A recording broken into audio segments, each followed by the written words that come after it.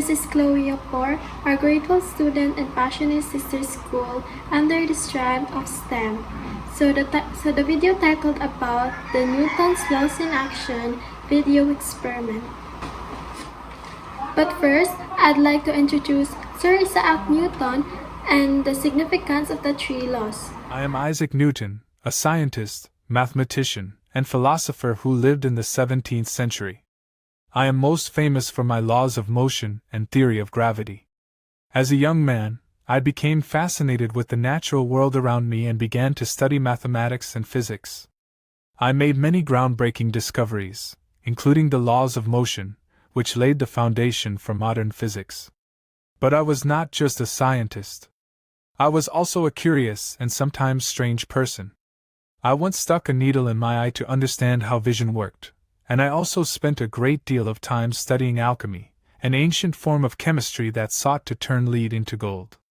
My most famous discovery, of course, was the law of universal gravitation. It states that every object in the universe is attracted to every other object with a force that is directly proportional to their masses and inversely proportional to the square of the distance between them. This law helped explain why the planets orbit the sun and why objects fall to the ground when dropped. I hope my story has inspired you to explore the world around you and to never give up on your dreams, no matter how unlikely they may seem.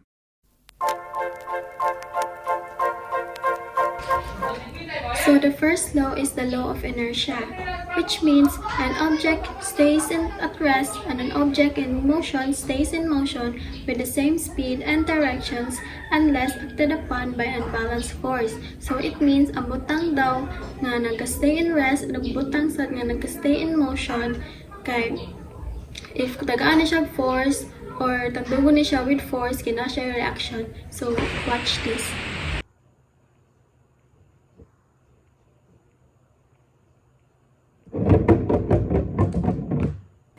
So as you can see, the balloon pipe stays at rest at first unless acted upon by an unbalanced force, which is akong gitandog para mo-roll siya, which is akong siyang gitagaan og force, akong gitagaan og force para mo-roll siya, para na siya reaction.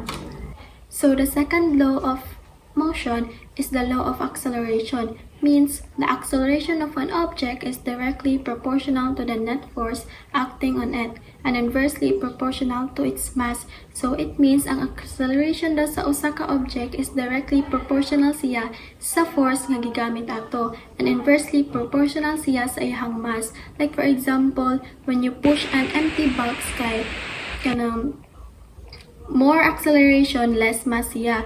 But when you push a box with heavy things on it is more mass, less acceleration siyang mahitabo. So please watch this.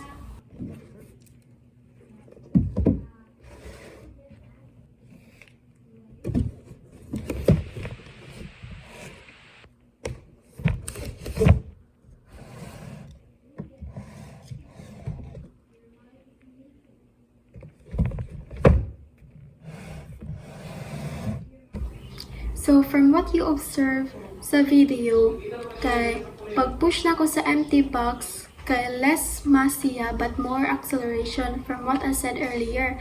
Then pero pag-push na ko sa kanang naay siya sud nga bugat, kay more mass na siya but less acceleration na ang hitabo. So the third law or the last law is the law of action and reaction. It means for every action there is an equal and opposite reaction. So every gibuhat nimo na siya opposite reaction. Watch this.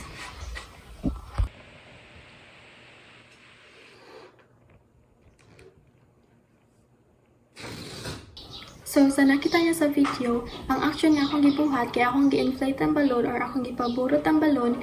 And then, ang reaction nga himo is, when I let go the balloon and then the air inside rushes out in one way, kay ang balon nagtuik-tuik na siya in opposite way. Again, this is Chloe Apor. Thank you for watching. Bye-bye! Bye, miss!